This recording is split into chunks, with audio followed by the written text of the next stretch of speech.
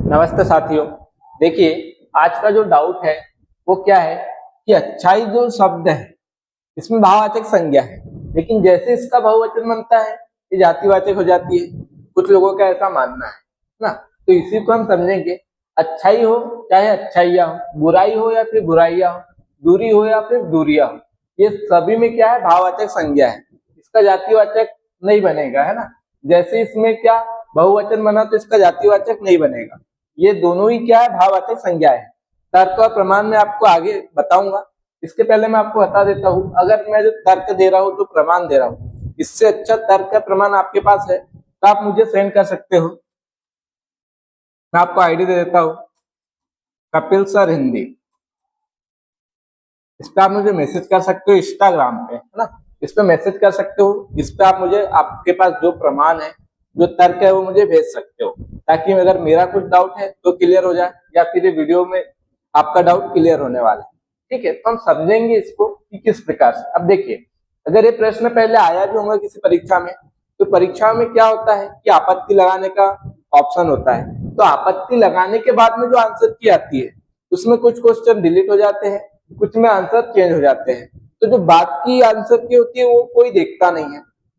और तो कई किताबें हैं जिसमें आपको बहुत से क्वेश्चन मिल जाएंगे जो परीक्षा में डिलीट हो चुके हैं, और वो आपको उस किताब में मिल जाएगा कि हाँ 2018 में प्रश्न आया हुआ है, लेकिन वो प्रश्न डिलीट हो जाता है। तो इस चीज की जानकारी नहीं होती है और हम सोचते हैं कि ये तो आया हुआ है, आयोग ने ये माना है तो यही होगा आगे भी।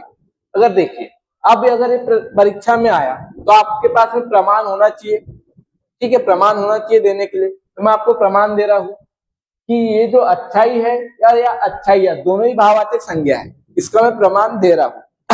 अगर आपके पास में ये प्रमाण हो कि अच्छाई का अच्छाई अगर बन जाए तो जातिवाचक है, तो अगर आपके पास प्रमाण है तो आप ये परीक्षा में लगा के आइए, है ना, सही करके आइए।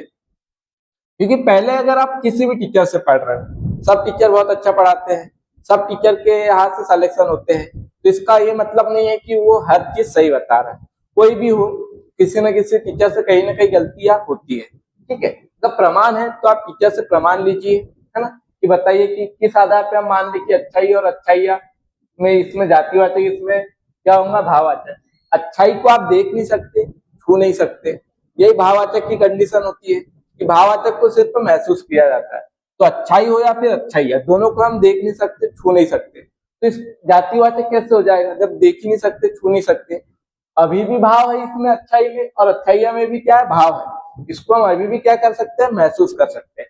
अच्छाई को भी महसूस करेंगे और अच्छाइया हो गया तो इसके बाद भी हम इसको देख नहीं सकते, ना ही छू सकते, इसको सिर्फ महसूस कर सकते हैं। तो दोनों ही कंडीशन में क्या है, भाववाचक संज्ञा है। वैसे बुराई है बुराइया है, दूरी का दूरिया है। आगे मैं आपको बताता हूँ।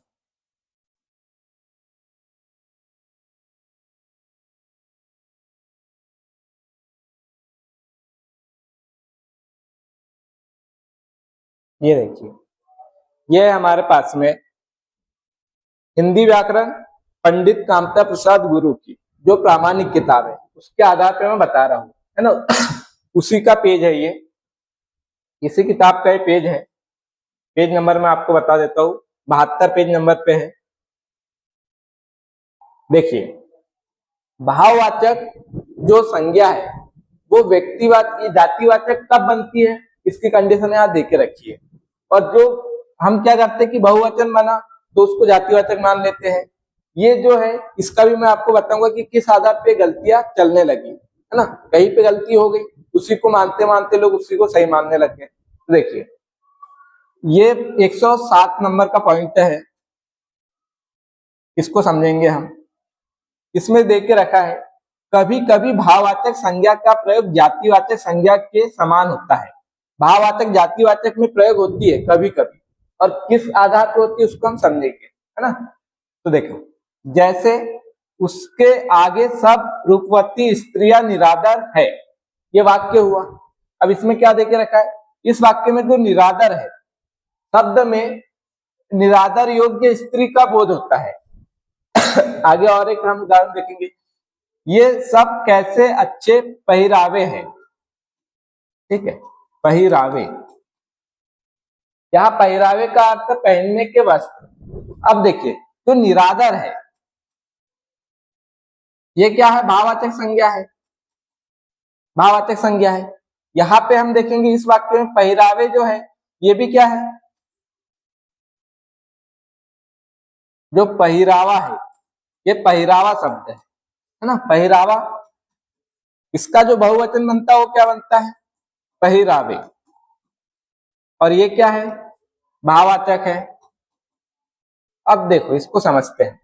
यहाँ पे तो निराधार इसका बहुवचन बना है क्या? नहीं बना है।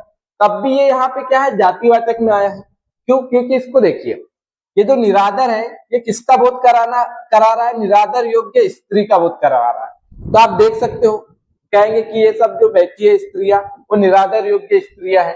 तो यहाँ पे आप स्त्रियों को देख सकते हो, छू सकते हो, है ना? तो यहाँ पे जो वाक्य है, इसमें वाक्य में जो प्रयोग हुआ है, तो जो निराधार है वैसे भाववाचक संज्ञा है, लेकिन वाक्य में जो जिस प्रकार से प्रयोग हुआ है तो स्त्रियों के लिए हुआ है, और स्त्रियों को देख सकते हैं, छू सकते हैं, मतलब कि ये क्या हो जाएगा? जातिवाचक में आ गया। निराधार का बहुवचन नहीं बना, फिर भी ये क्या है? जातिवाचक में प्रयोग हुआ है। वही आगे हम देखेंगे ये सब कैसे अच्छे पहरावे हैं। तो जो पहरावे हैं ये पहरावा से बना।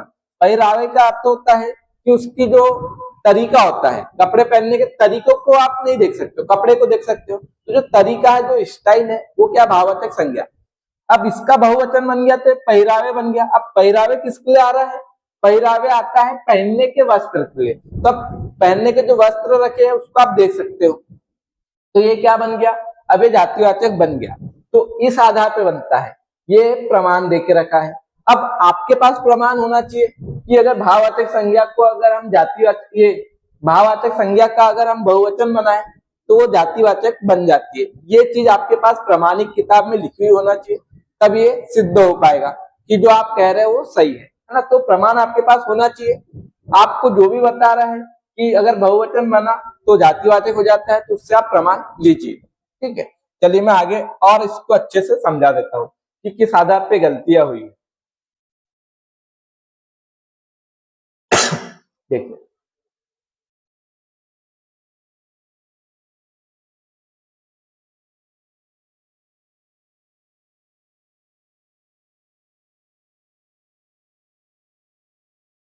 ये है भाववाचक संज्ञा। ये जो पेज है ये राघव प्रकाश सर की जो किताब है उसका पेज है। इसमें सिर्फ आपको समझाने के लिए, प्रमाण में नहीं मानी जाएगी, है ना? प्रमाण के लिए जो किताब है वो कामता प्रसाद गुरु की है, ये प्रामाणिक है। तो ये अगर आप आपत्ति लगाओगे इससे तो मानी जाएगी, ठीक है? इस किताब से नहीं मानी जाएगी। लेकिन ये तर्क जो दिए है वो मैं आपको बताता हूँ। भाववाचक संज्ञा, ठीक है, ये परिभाषा तो आपको सबको ही पता है ना? अब यहाँ पे हम देखते कि इन्होंने जो लिखा भाववाचक संज्ञा का बहुवचन, जातिवाचक संज्ञा की तरह भाववाचक संज्ञा का भी बहुवचन बनता है। जैसे बुराई का बुराइया, दूरी का दूरिया, प्रार्थना का प्रार्थना है। किंतु ये शब्द भाववाचक संज्ञा के बहुवचन रूप ही है, ठीक है? लेकिन ये जैसे इसका बुराई का बुराइया बना तो ये भाववाचक ही है, जातिवाचक नहीं हुआ, ये बता रहे हैं। अब कुछ लेखकों ने व्यक्तिवाचक संज्ञा के बहुवचन रूपों को, जैसे रावण का रावण होता है, जयचंद का जयचंद, विभीषण का विभीषण होता है, तो ये व्यक्तिवाचक से क्या किसमें बदल गए? जातिवाचक में बदल गए। तो लोगों ने क्या सोचा, इसकी ट्रिक बना ली कि जिसका भी बहुवचन बने उसको आप जातिवाचक मान लो। तो बुराई का बुराइया बना, तो ट्रिक के द्वारा इसको क्या कर लिया गया? जातिवाचक मान लिया गया। इसका प्रमाण प्रूफ होना चाहिए, ठीक है? तो ये हुई है गलती, इस वजह से इसको माना गया, ठीक है? जो कि जातिवाचक मान लेने की तरह, जो कि सही है। ये तो सही है कि रावण का रावणो बना तो ये जातिवाचक बन गया व्यक्तिवाचक से। भाववाचक संज्ञाओं के बहुवचनों बुराइया, दूरिया, प्रार्थनाएं को भी जातिवाचक संज्ञा मान लिया है, जो कि गलत है ना?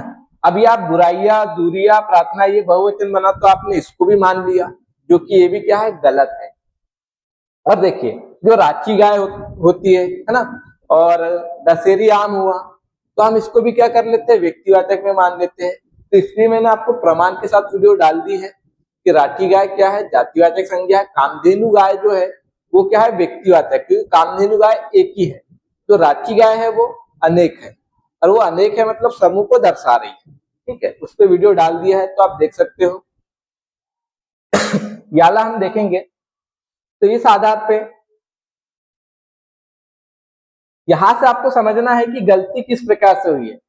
व्यक्तिवाचक का बहुवचन बनने से जातिवाचक होता है, बन जाता है, लेकिन जो भाववाचक संज्ञा है उसका बहुवचन बने तो जरूरी नहीं है कि वो भी क्या हो जाए, जातिवाचक हो जाए। जातिवाचक किस कंडीशन में होगा, मैंने आपको कामदेव प्रसाद गुरु का की जो किताब है उसका पेज जो पहले बताया था, उस आधार को जातिवाचक में बनता है ना। भाववाचक जातिवाचक में बनता है कहीं कहीं पे, और वो अर्थ मैंने आपको बता दिया कि किस आधार पे बनता है। हर जगह नहीं बनेगा कि आपने बुराइयां देख लिया ना, दूरियां, प्रार्थनाएं ये हो गए तो इसका भी बन जाएगा, ये नहीं होता है। देखिए और मैं आपको बताता हूँ,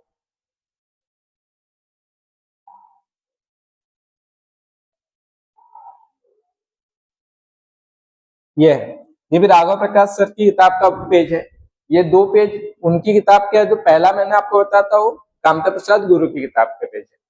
भाववाचक संज्ञा के भी बहुवचन बनते हैं, एक प्रार्थना, दो प्रार्थनाएं, एक बुराई, 10 बुराइयां। ठीक है, यहाँ 10 बुराइयां बुराइयों का समूह नहीं है, बल्कि 10 अलग अलग प्रकार की बुराइयां हैं। हवाई यात्रा शुरू होने से जयपुर, उदयपुर और जैसलमेर की दूरियां कम हो गई। इस वाक्य में जयपुर, उदयपुर, जयपुर, जैसलमेर की दो अलग अलग किलोमीटर की दूरियों को बताया गया है ना। तो यहाँ पे समूह को नहीं दर्शाता है। ठीक है, तो यहाँ पे क्या होगा, ये जातिवाचक नहीं बनेगा, और मैंने आपको पहले ही इसका प्रमाण दे दिया है। ठीक है, अगर आपके पास में अगर प्रमाण हो तो आप मुझे इंस्टाग्राम पे भेज सकते हो। धन्यवाद।